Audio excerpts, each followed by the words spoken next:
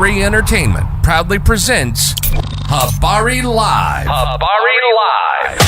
From Phoenix, Arizona. And you're listening to the Habari Live podcast, the show that brings you news, sports, and entertainment for people who love HabariEntertainment.com.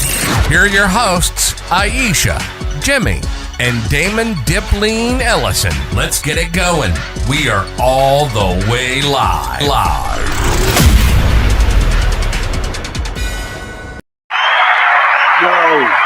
Yo. Another day, another night, another day in the news, another place for politics. We want to get it kicking, man, and talk about what's going on this week and the things that we have seen so far. We had a big night in politics, man, last night. Some big losses, some big wins, some upsets, some surprises. So we're going to talk about those things in the primaries and who won and who will be heading to the big elections in November. But that's what we're going to be discussing today.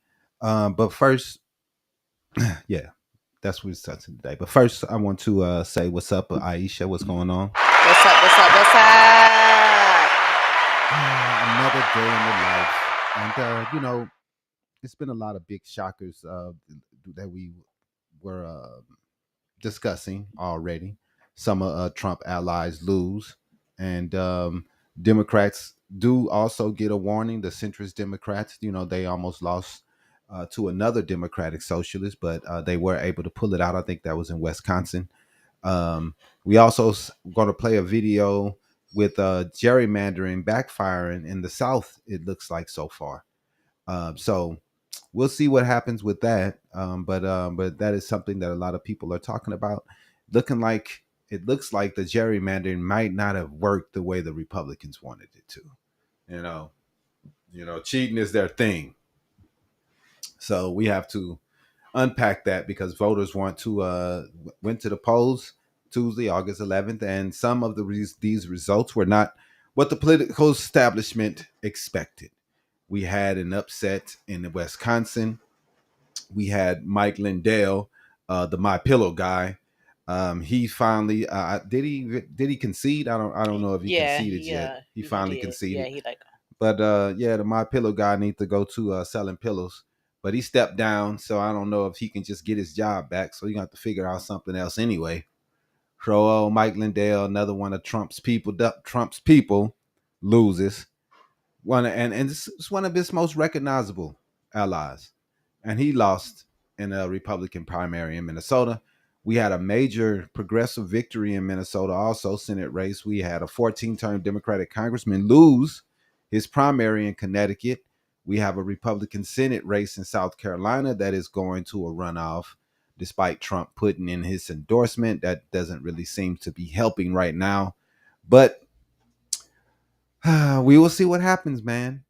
We also have Alabama, because while everyone is looking at individual candidates and asking who won and who lost, Republicans have been playing another game at the same time. They have been changing the maps. They've been doing it all year, changing the congressional districts, and have been, redrawing them across the country.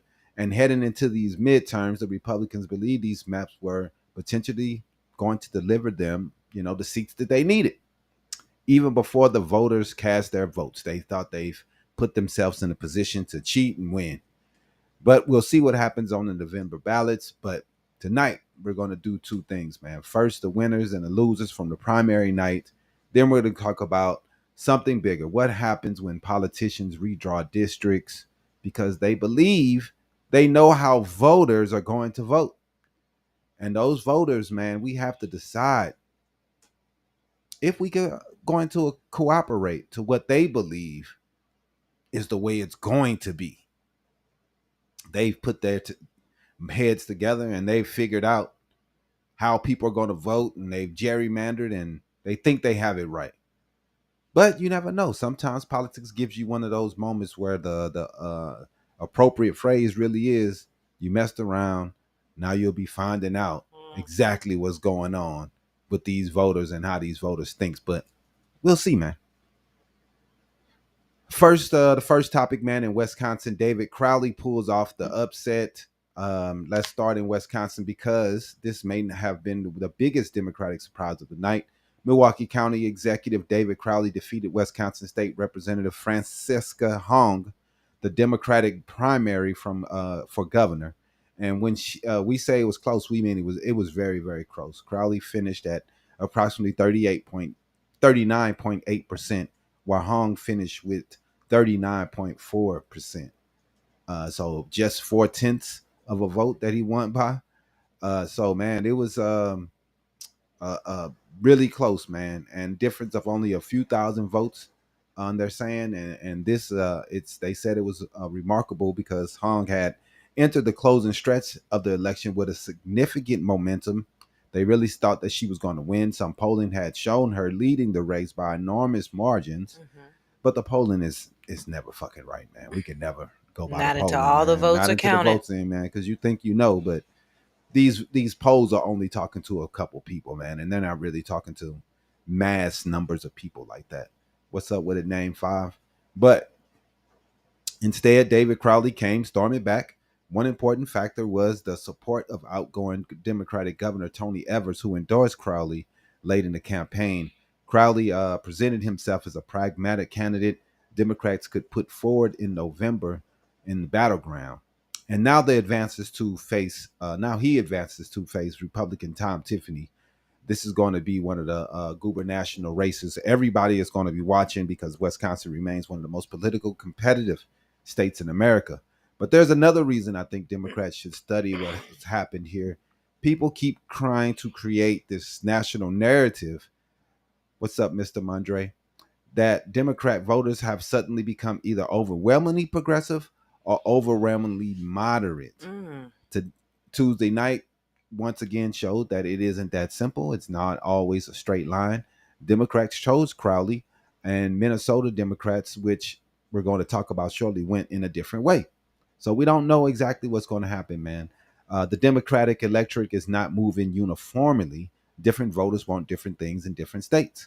And that's just the way it is. Exactly. And that's what's making Wisconsin so fascinating here, because if you're somebody who looked at the recent progressive victories around the country and said, this is now automatically the formula everywhere, Wisconsin just told you to just go ahead and hold my beer, sit down, slow down, pump your brakes. We got something for you. And that's exactly what they just did. And David Crowley didn't win by running as the most ideological candidate.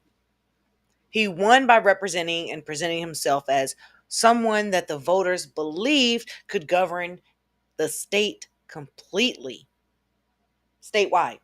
He could govern everyone. That's what the voters are believing in Wisconsin here.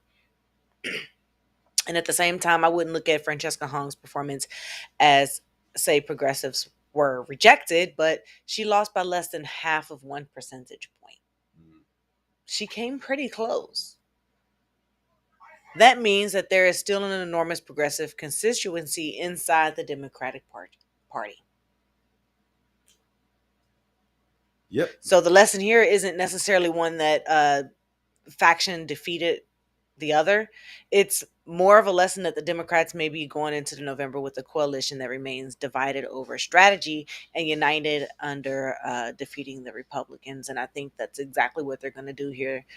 They're just going to say, you know what, I'm just going to concede and let you go ahead and thank you, Uncle Corey. We appreciate it, man. Take the lead here on this one. Yeah, man. It's a new day, and Democrats have moved a little bit more to the left. They're sick of the centrist ideals. Overall, I think that a lot more Democratic socialists are probably going to win throughout this process, and we're probably going to see a lot more upsets, and a lot more centrists are probably going to lose, man. Unfortunately, so that's just the way it is, man. But tonight, David Crowley, we can say he won, and not simply because he won. He was supposed to be losing. He came back from what looked like a potentially disastrous position and pulled off one of the closest victories of the night. That's a political comeback, man. That's what happened. But we got losers was definitely the polling, because the polling was horrible. I agree. It was. Hmm. It was definitely horrible. And the loser, anybody treating primary polling like prophecy, because if you're supposedly ahead by double digits and the election night ends with you losing by roughly 4/10 of 1 point, that's just another reminder here that you probably shouldn't pay attention to the polls, because the poll isn't the election. That's right. It's the voters. Hmm. It's the number of votes that come in. How about the Southern Poverty Law Center getting caught for giving one? What's giving one? Giving one what? I did see somebody was arrested, an executive. I just, it's just, like I said today when talking about this Southern law. Thank you, Uncle. We appreciate you, Uncle. Uh, when we're talking about this Southern Poverty Law Center thing, it's kind of a contradiction for the Trump administration and Republicans, because you guys have stood on the basis that there's no racism in America. Mm-hmm. You're stood on the basis that it doesn't exist. Black people are making it up. But now you're coming out saying the Southern Poverty Law Center is going around paying white supremacists money and putting in money to build up the white supremacists. So which one is it? Does the white supremacists exist? Does racism exist, or does it not? Right. You all are telling us that no racism. Trump is putting in laws to remove everything from diversity, all these things that he's removing, saying there's no such thing as racism anymore. But they're also fighting the SPLC, saying that they are funding racism. Right. What's going on? But this case is garbage. It's going to fall apart just like every other case that he has put forward. It has no merit. It has no bearing. Everything that he has put forward, evidence wise, is going to be shut down. And this is going to go nowhere. And it's going to be another waste of taxpayer money. These people they're going to have evidence of the people they have paid and the reasons why they paid them, the money and the information that they got from those people that they gave money to. They're going to show that. They're going to be able to show that in the court, and they're going to win. And Trump is going to lose again, like he's lost pretty much every case that he has put forward. Pretty much. So I don't see him winning. Just like Mike Lindell in Minnesota lost. L. He lost in Minnesota. And, it's going to get some national attention because, people know him. And Minnesota House Speaker Lisa Demuth won the Republican nomination for governor. And one of the people she defeated was Mike Lindell. Yes, the My Pillow guy, one of Donald Trump's most vocal and loud supporters, one of the loudest promoters of Trump's claims about the 2020 election, and a candidate who had Trump's endorsement. He lost. Bye-bye. So Lisa Demuth, she will move forward and now face Amy Klobuchar, who I think was the governor. And they'll go up against each other. Now, Klobuchar has been taking a hit from Republicans because Trump and his administration hates Minnesota because they didn't vote for him. So he treats them like trash, and he goes after Minnesota as much as he can. And Klobuchar has been a big person that they went after. And, they want her in jail and everything else. You know how they are. And this is significant for a very simple reason, man. For years, Republicans have treated Donald Trump's endorsement as one of the most valuable assets you can have in the Republican primary. Mm-hmm. Often, it is. It has been. But it is not magic. Trump can endorse somebody. Trump can campaign for someone. Trump can tell Republican voters who he wants, and Republican voters can still say, fuck no. And that's what's been going on. With a capital F. Mm-hmm. Capital N. And, I think this is one of the more interesting Republican stories coming out of Tuesday night's elections, because Mike Lindell isn't somebody that Republicans don't recognize. He's nationally known, and he's closely identified with Trump. He spent years building his political identity around Trump. And yet Republican primary voters looked at the field and still chose Lisa Demuth. That doesn't necessarily mean that Republican voters are abandoning Donald Trump. Nobody should exaggerate what happened. Trump-backed candidates win plenty. of Republican primaries. Mm-hmm. But it doesn't mean that Trump's endorsement does not erase everything about a specific candidate. Yeah. And at some point, voters will still evaluate the person whose name is actually on the ballot versus who's endorsing them. And in Mm-hmm. Minnesota, Republicans decided that Mike Lindell was not their choice for governor, at least not this election. I mean, dog, take your pillow and go somewhere and take a nap, because no one wants to hear you. And I know whatever you were putting and whatever policies you were putting forward was garbage, and everything that you were saying was garbage. We already know Mike Lindell. It's embarrassing. Very Now, embarrassing. it's unquestionably one of the '90s biggest losers is Mr. Lindell, and we want to celebrate that, because when you have national name recognition, the endorsements of the president, years of conservative media exposure, and you still lose your own party's gubernatorial primary, that's a political rejection. A big People one. sounds like they're starting to get over the Trump administration and their garbage. Mhm. Maybe they are waking up. Maybe the cult is finally waking up and realizing they've been drinking the Kool-Aid, and the Kool-Aid is killing them. So we'll see, man.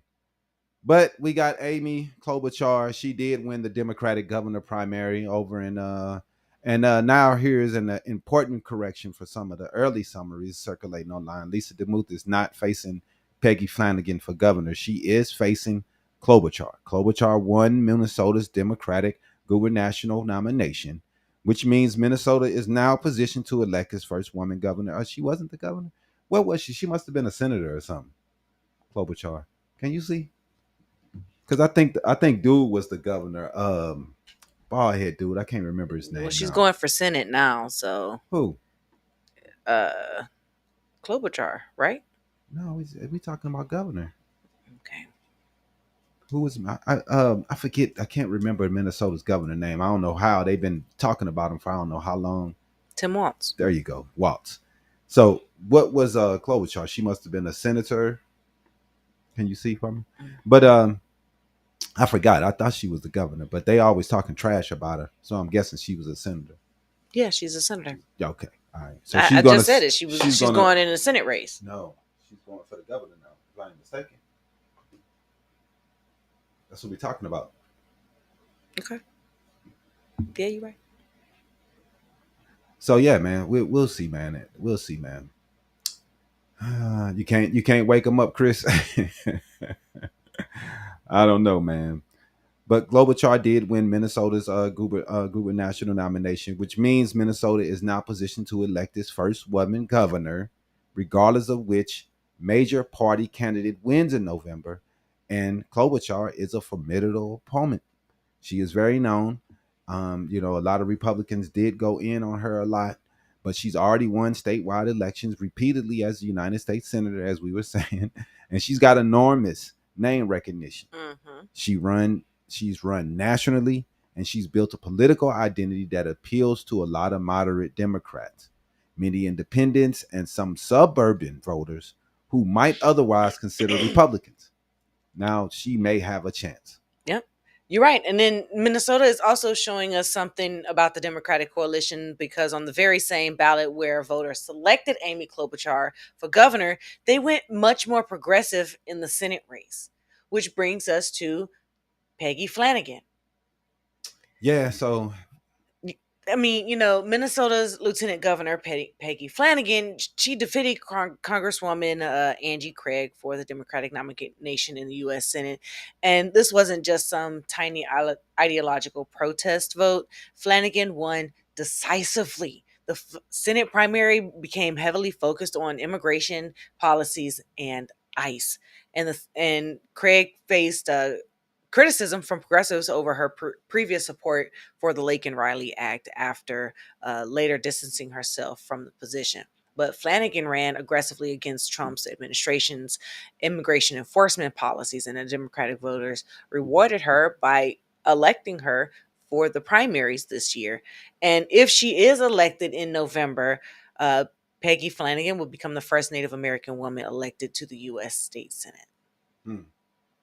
and she now faces Republican Michelle Tafoya Mm-hmm. in November. Yep. And this is why I don't buy the simplistic narrative about Democratic voters and the same states. Amy Klobuchar wins, Peggy Flanagan wins. One represents a more traditional establishment lane. The other represents the more progressive lane. Mm-hmm. Same voters, same election, different offices, because votes aren't political science and experiments. We don't know exactly how it's going to go down. No, we It don't. could go any direction. And right now, I just think people are trying to pick and select the best person for their state. And if they believe it's a progressive, that's the route they will go. Mm-hmm. If they believe it's somebody that's more moderate, that's the way they would go. I don't think that it has to be a progressive person. As long as that person, to me, is down with healthcare for all, Medicare for all, expanded Medicare, whatever we want to call it, man. We have to do something about this healthcare system. Yeah, we do. It's terrible. Let me see. Trump is one pathetic white. Oh my goodness, Carpe Diem. You're tripping, bro. Sometimes they like a moderate for one job and a progressive for another. You know, that's the way it is. Sometimes they care more about the candidate than the ideological label. And sometimes the political issues dominating a particular race changes everything. In the Minnesota Senate primary, immigration enforcement became one of those defining issues. Mm-hmm. So Yep. That's the way it goes, man. You're right, but let's go ahead and talk a little bit more about Peggy Flanagan, because she was one of Tuesday night's biggest winners. Not only because she won, but because her victory continues a pattern that we've seen in several Democratic primaries this year so far. Democratic voters are increasingly willing to challenge the establishment's candidates when they believe the party hasn't fought aggressively enough to entertain certain issues. Mm-hmm. Now we had like we talked about, we had the loser Angie Craig, and Angie Craig becomes one of the most significant Democratic losses. She was a Senate member of Congress, man, and she loses. She had fundraising advantages, she had money advantages, she had institutional support, and she still lost. So having those things does not always mean that you are going to be the winner. You never know which direction people are going to go, and people may have felt that she hasn't done a good enough job, or someone else would do a much better one. What she's done in office wasn't enough. And this is what happens. You lose. You go down. Now in Connecticut, we got 14-term Congressman John Larson. He lost. Lost, man. Connecticut. And this may be the clearest message of the night about political longevity. Congressman John Larson has represented Connecticut's first congressional district since 1999. 14 times. Nearly 3 decades this guy's been in office. What has he got done? What has he gotten done? Tuesday night, Democratic voters said nothing, and that is enough. We've seen it long enough. So now former Hartford Mayor Luke Bronin, he defeated Larson in the Democratic primary. Bronin received roughly 53%. Larson received roughly 33%. That's our ass whooping. I'm sorry. I laughed out loud. I didn't mean to. For real. That's not a photo finish, man. That's a decisive rejection. Slaughtering of a longtime incumbent. He got his ass whooped. Yep, he did. And gone home, bro. Yeah, and this fits into something that we've talked about repeatedly on this show. There is an increasing frustration with politicians saying staying in office for decades and not doing anything that the voters are asking them to do. The frustration isn't limited to just Republicans. It isn't limited to Democrats. Voters look at Washington and they see people who have been there 20, 30, sometimes even 40 years, like Bernie Sanders. He's been there for a long time. But people like Bernie, though. They do. But, it's just an example of someone who's been in office for that long. But younger voters are especially asking, when does the next generation get to take an opportunity? That's all they're asking. They're like, okay, you guys have been here for all this time. When do we get our chance to be at the table? Luke Bronin centered his campaign partly around change and generational transitions, and voters responded. This doesn't erase Larson's career, But 14 terms means that voters repeatedly trusted him. And eventually, every politician has to answer the same question. Are voters supporting you because of what you're offering now? Or are they supporting you because you've always just been there? And Tuesday night, Connecticut Democrats answered that question. Yeah, man, they are over it. They didn't want to hear it anymore. So we see that things just didn't work out. Didn't work out. We put all these people in office, so if you get duped, someone in your district next time, do your yeah, you're supposed to do your research, but you think that people will see what's in front of their face, Michelle. You know, you would think that people will see that the person that is going for president has 34 felonies. The person that is going for president has admitted to sexually assaulting people on video. We heard it out of his own mouth. And people still voted for him. So research doesn't mean anything. People don't care. What they care about nowadays is, once the things start hitting the kitchen table and they can't afford food, then they start thinking about things. But when Trump was coming up, it's all cultural stuff. Oh, trans people. Oh, these are DEI. All these stupid things, man, that doesn't matter. None of these things are making your life harder, but these are the things that Republicans have you focused on. And they thought they was going to be able to keep focusing on those things for 4 more years. And they can just go around and do a whole bunch of shit, DEI initiatives, and Republicans are going to be happy. But they made a mistake. They didn't realize that these economic issues are big. And you can't just keep saying Joe Biden, because this is a real problem that no one is really trying to fix. Now these Republicans are going to pay the price, because they played a game. They thought that something was going to work. But that's what happened. Who was the loser last night? Political entitlement. Political entitlement. These people think they are entitled to seats, entitled to chairs, entitled to power. And I want to broaden this beyond, Mr. John Larson, because one of the biggest losers Tuesday night was the idea that incumbency equals ownership.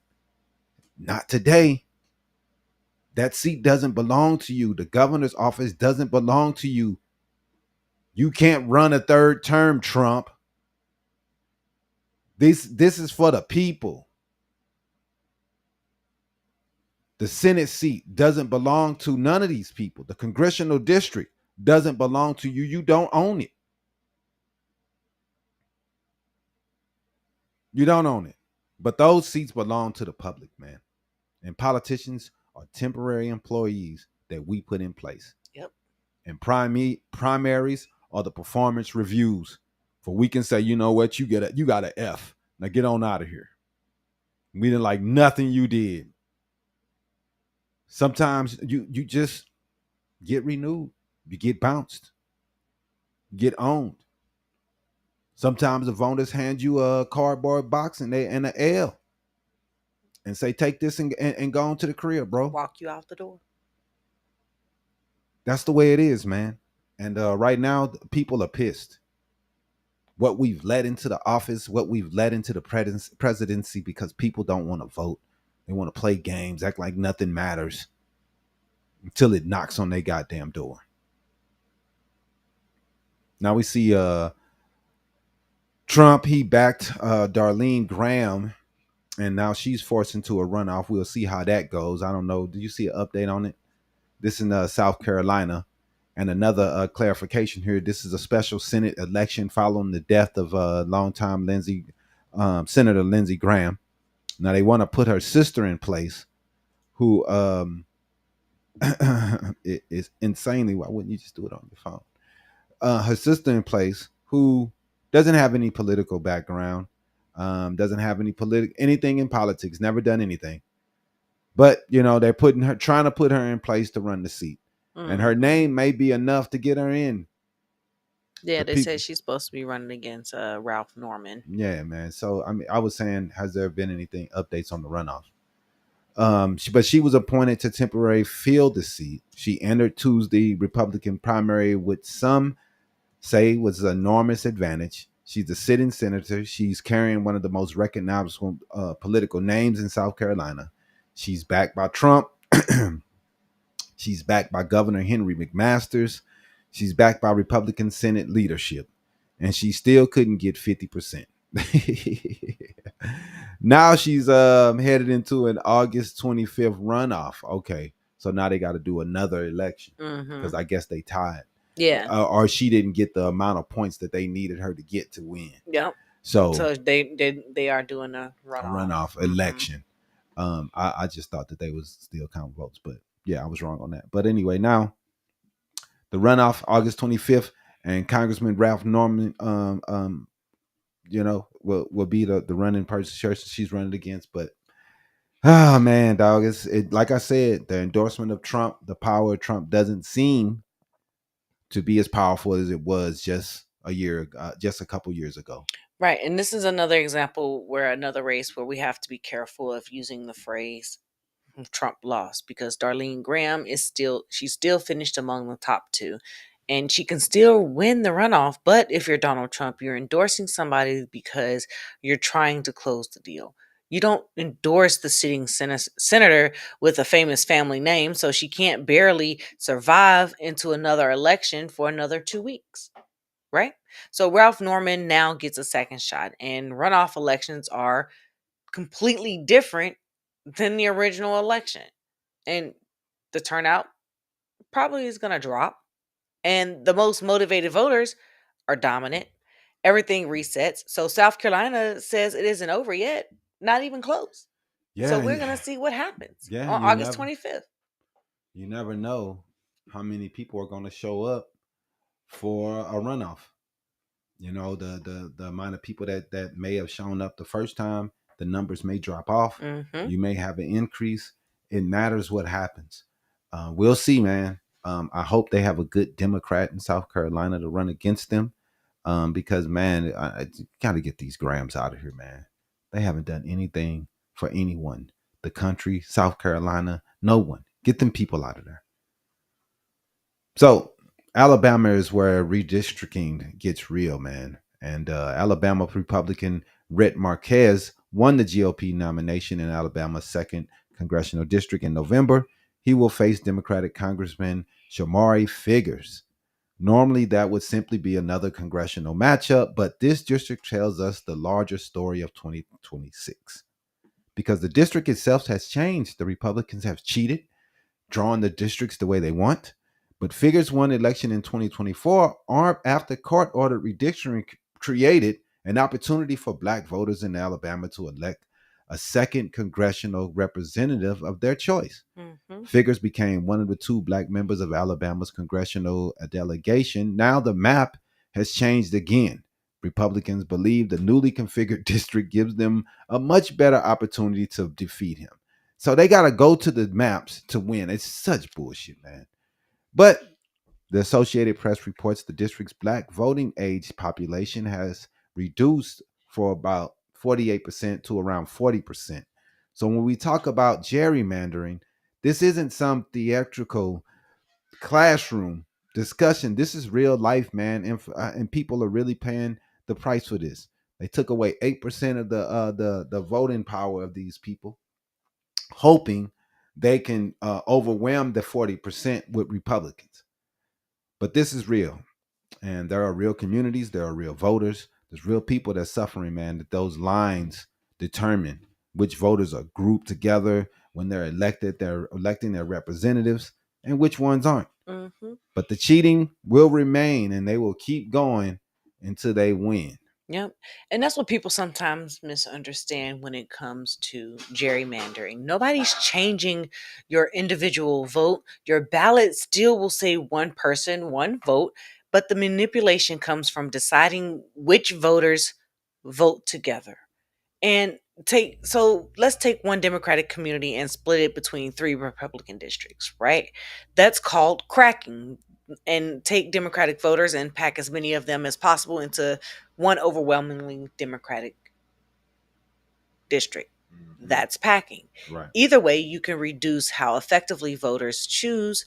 Those voters translate votes into legislative seats. Right. And that's why these politicians care so much about where the lines are drawn on the map. Simple as that. And that brings us to this video we're going to play, man, because the larger point here isn't simply Republicans drew aggressive maps. It's what happens when politicians become so confident in their maps that they forget voters aren't static numbers in a spreadsheet.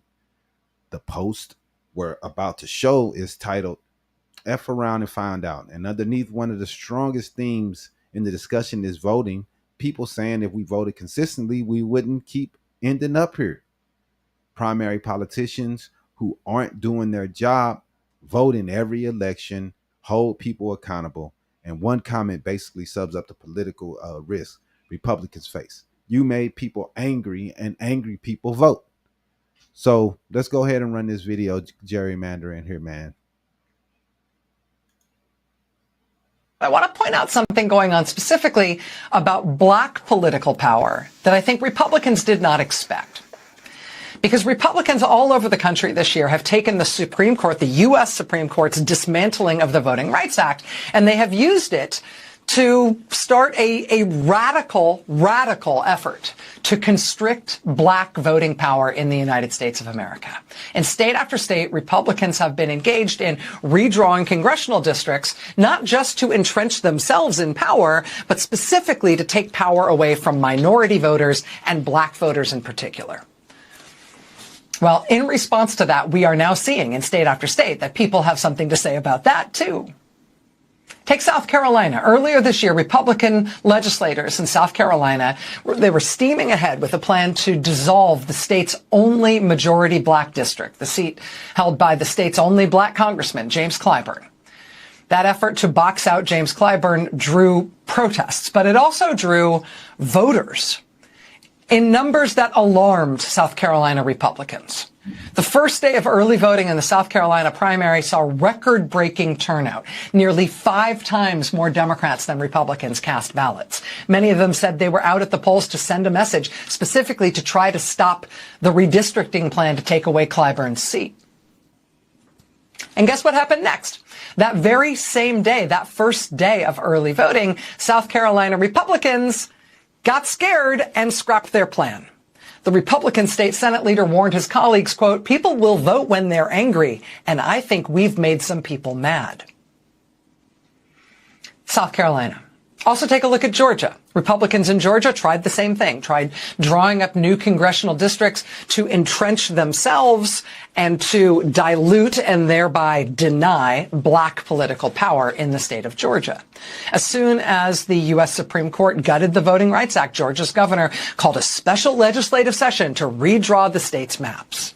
Well, when lawmakers arrived at the Capitol for that special session, this is what they were greeted with. The state Capitol packed to the gills with protesters who let the lawmakers know just what the people of Georgia thought about this plan. Georgia Republicans looked up at the balcony, looked up at the gallery, looked around them, looked at the fury they were about to unleash and said, okay, never mind. On second thought, maybe we will not try to redraw our maps to make our congressional delegation whiter and more permanent. Seems like that might be wildly unpopular. Now look at Tennessee. Tennessee is one of the southern states where Republicans did carry out their plan to dilute black political power. They broke up the state's single majority black district around Memphis, spreading black voters out into more rural, more conservative, whiter districts that stretch hundreds of miles from the city. And after the Republicans did that, then they decided that, then they realized they were going to have to learn what the people of Tennessee thought about it. Black leaders in Memphis in particular got to work.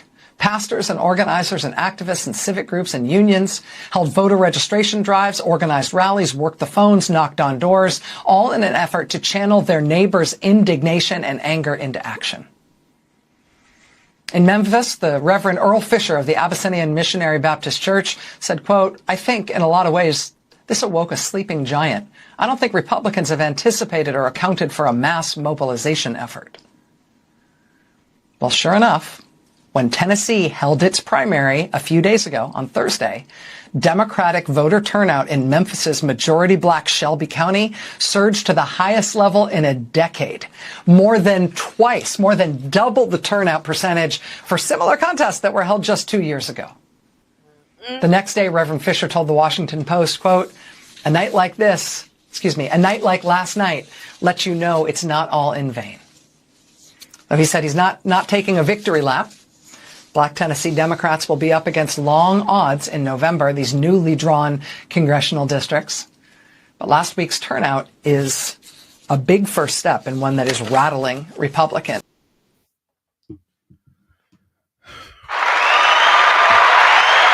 It's a good start. But it's got to keep going, man. It's got to keep going. They can't sit back. It has to be a situation where we keep going. It's November. Let's show up again. Everybody get up and go. Mm-hmm. It was taking its own time. I hit it like 3 times. Okay. It's on you, man. But anyway, that right there is a piece of political strategists sometimes forget. They model voters based on their previous behavior, and they know how your neighborhood voted in 2020. They know how it voted in 2022 and in 2024. They know your age, your income, your education, your race, whether you rent or own, and whether or not you usually vote in the midterms. And then the computers help map makers draw the districts with incredible precision. But there is one variable that you can never completely control. Human beings changing their minds. Saying, nope, don't want it like that. And then let's go ahead and give it a change. A district is drawn to Republicans plus 7 isn't guaranteed to remain Republicans plus 7. And if the turnout changes, the model changes. If the independents move, the model moves. And if young people who normally stay at home show up, then the model is going to change again. Mm-hmm. And if black voters suddenly participate at a presidential election level in a midterm, the model changes yet again. And if Republican voters stay home, models change. So the answer is every election is a gamble. The model is going to change based off of voters and how they feel every time. Yeah, man. And as we look at the national map and this redistricting battle, it has it has been enormous, the fight. And it has enormous implications for the future. And according to the Associated Press reporting from June, Republicans believe newly enacted maps in states including in Texas, Missouri, North Carolina, Ohio, Florida, Tennessee, Louisiana, and Alabama could potentially give them as many as 16 additional Republican seats. Democrats answered with redistricting efforts of their own, particularly in California and Utah, where they believe they could potentially gain as many as 6. Roughly 145 million Americans, about 2 out of every 5 people in the country, live in states using new congressional districts that Republicans have ran and cheated with for this upcoming election. Now, we didn't have a census, but they were redistricting anyway. And then before the next census even arrived, political parties started redrawing again because control of Congress is so close that 5 seats could determine who runs the House and who has the power. Yep. And here's why that matters. Republicans currently hold a very narrow House majority. So if you're trying to protect that majority, you can campaign harder, you can raise more money, you can recruit stronger candidates. Or you can try to change the districts themselves. And Republicans have aggressively used that option. And now Democrats have responded in some states. So this isn't just a conversation where we're pretending that only one American political party has ever engaged in partisan redistricting. Both parties have. We know that. Democrats can acknowledge that. Republicans cannot. But the difference in 2026 is the scope and the timing. This is mid-decade redistricting fight, was specifically aimed at changing the congressional battlefield before November. An analysis from the University of Virginia Center for Politics concluded that the new map overall has shifted in Republicans' directions. Mm-hmm. Yeah, man. It's crazy that you feel as though this is your only option is to cheat, though. But we're going to talk a little bit about Texas. Texas is probably the most recognizable example. Republicans approved a new congressional map after a mid-decade redistricting push designed to increase Republican opportunities in the House. The map specifically targeted multiple Democratic-head districts. The plan went through an enormous legal battle. A lower federal court initially blocked the map. The Supreme Court later allowed them because they're just Republicans. They just work for the Republican Party, right, at this moment. But Texas to use it for the 2026 election. So Democrats now entered November plan on a different terrain than they expected just a couple years ago because of all this redistricting. Mm-hmm. Just a couple years ago. And here's where the find out phrase part comes in. Every time you redraw a district to squeeze out another seat, you're making assumptions. Maybe you take a Republican district that has a R plus 20 and move some Democratic voters into it because you think, well, we don't need a 20-point cushion. We'll just make it R plus 8. Give us an 8-point cushion. And then you use those Republican voters, somehow create Republicans elsewhere, create another Republican seat. Great strategy. Until you realize there is an 8-point wave.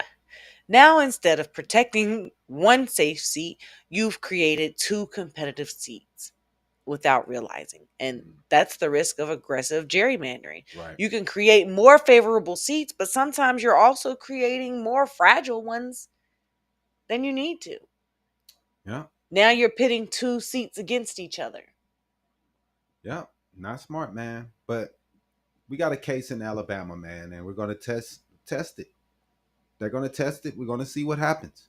And that's why I want everyone, all my the Habari Live viewers watching, I want you guys to keep an eye on Shomari Figures in Alabama because the Republican theory is straightforward. Redraw the district, reduce its Democratic advantage, recruit a Republican candidate, pour resources into it. They should win. They should flip the seat. The Democratic answer is also straightforward. Turn out enough voters that the map doesn't really matter. And that contest may tell us a lot about November. If Republicans flip the seat, they're going to say the redistricting strategy worked. If Shomari Figures wins in Alabama, then Democrats are going to have a very different message. You move the lines, we move the voters, you still lost. Yep. But here's a bigger question. Can gerrymandering backfire? People ask whether or not gerrymandering can backfire, and the answer is absolutely. It certainly can, but not magically. A badly drawn map doesn't suddenly punish the party that drew it. Voters have to create the backlash. That requires voters turning out. It requires organization, registration of new voters. It requires people showing up for the primaries and showing up for the local races. It also requires people to understand that the presidential election isn't the only election that matters. Governors matter because governors can veto maps in many states. State legislatures matter because the legislature can frequently draw those maps. And the state Supreme Court matters because they can hear the challenges to those protests for those maps. Mm-hmm. Secretaries of the state matter because they administer the elections. Congress matter because federal voting laws matter. You can't complain that politicians control the system and then only vote once every 4 years. Right. You have to vote in every single election, every single year. That's real. You have to, and it's a lot of people who just don't care about anything, and then when the consequences hit them in their face, then they're like, "What the hell's going on?" And that's what happens every time, man. They didn't pay attention during Trump. The turnout wasn't as good as it was for Biden. Let Trump back in the office. Now everybody pissed off. Right. So, but Republicans are going to find out. It's FO season for a lot of people. Mm-hmm. And this is where I come back to the title of the video, man. And that's what it is. You're gonna find out. The political principle is legitimate actions produce reactions. If voters believe politicians are trying to make their votes less powerful, people are going to be pissed. Some voters are going to disengage like always, but other voters get furious and they fight. And when they get furious, they organize.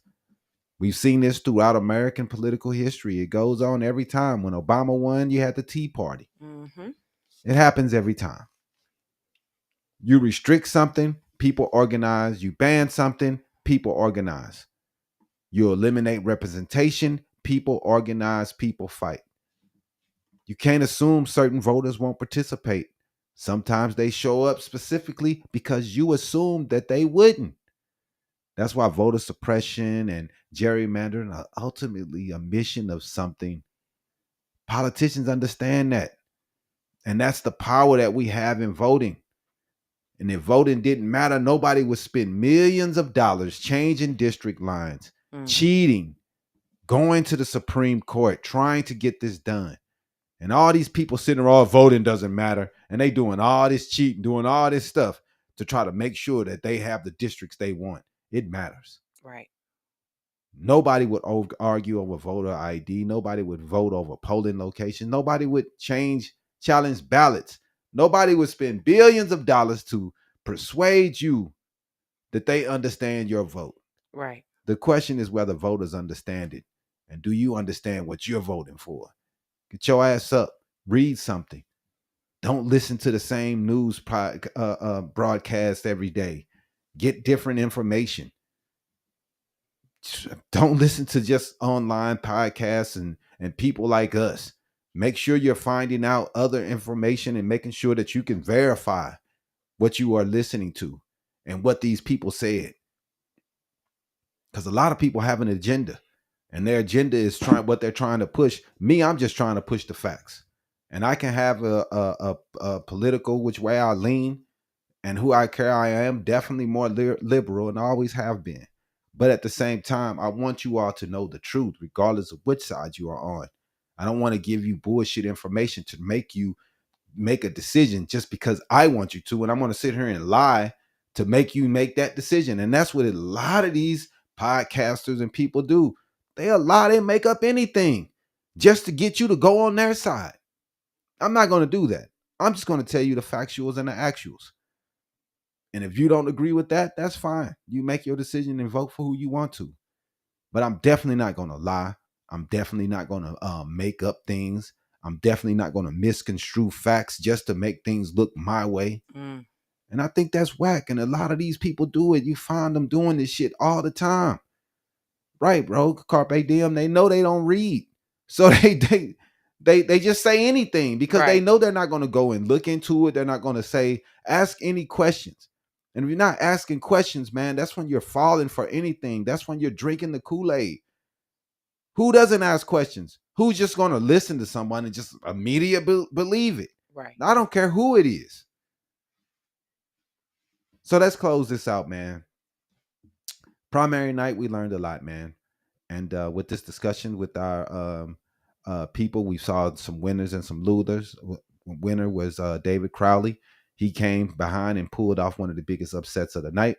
In Wisconsin, we also had a winner, Peggy Flanagan, a decisive progressive victory in Minnesota, and now a chance to make history in the United States Senate. We have winner Amy Klobuchar. She moves from the Senate toward a serious opportunity to become the governor of Minnesota.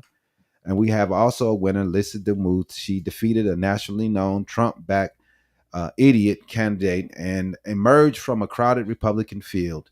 Also a winner, Luke Bronin. He ended the 14-term congressional career of John Larson. We also have a winner of primary voters because Tuesday reminded politicians that incumbency, endorsements, and money do not guarantee winning. And that's what matters the most. Yep. Now let's get into the losers, like Mike Lindell. Donald Trump's endorsement couldn't carry him across the finish line. Angie Craig, a sitting member of Congress, lost decisively to Peggy Flanagan. John Larson lost his 14 terms, was ended in the Democratic Party. Another loser for at least one of the night, Donald Trump's endorsements machine. Not because every Trump candidate lost, they didn't, but Trump put political capital behind Mike Lindell and Darline Graham, and Lindell lost.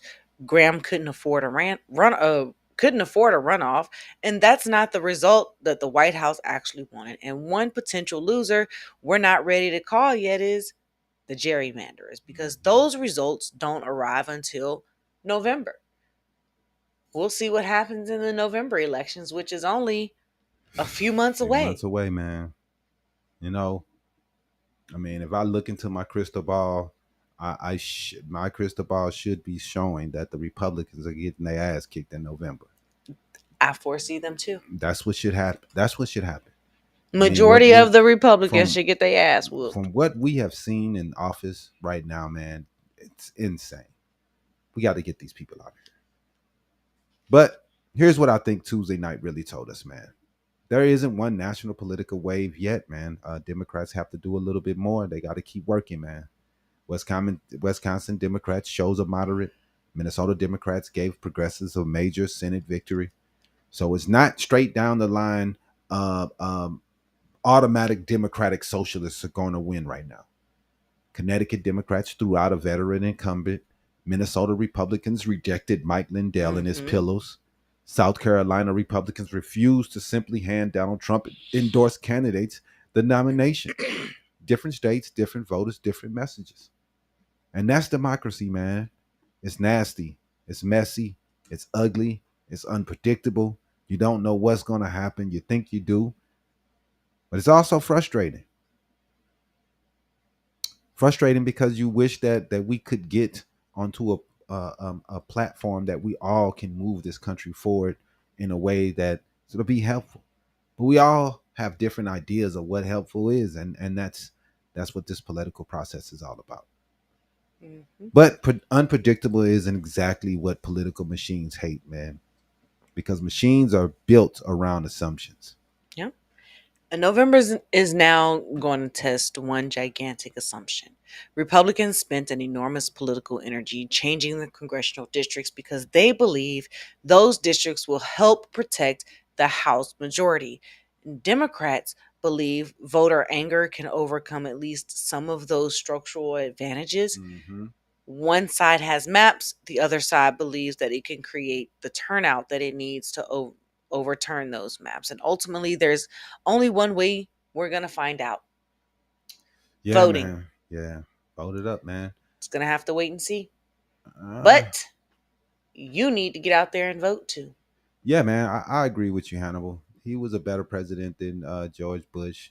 He was definitely a better president than Trump. So I will give you that, man. Right now, I like I said, man, the first Trump administration, I would take fucking Bush over him, man. I would take second Bush over him any day over Trump. Because, man, Bush at least wasn't. I mean, we thought he was an idiot. Holy fuck. We're at a new low right now, man. Like, I can't imagine who the Republicans going to put in office next time after Trump. Like, can you imagine? It's going to get worse. It's not going to get better. And here's the real question, man. We want you answering in the comments tonight. Will Republican gerrymander work in November, or will it backfire? Have Republicans created a backlash that could cost them seats they thought they had already engineered themselves to win? What was the biggest result from Tuesday night? What did you think? David Hawley's Wisconsin comeback, Peggy Flanagan, Minnesota Senate victory, or Mike Lindell losing despite Trump's endorsement? John Larson losing after 14 terms, or South Carolina Republican runoff? Tell us what you guys think, man, in the comment section. We really appreciate it, man. And make sure you like the video, subscribe to Habari Entertainment, share the episode, because November 3rd is coming, man. And if Tuesday night taught politicians anything, it should be this: never assume voters are going to stay home. Never assume. I'm Damon. I'm Iesha. And we appreciate you guys sticking with us. Have a good rest of your night. See you Saturday.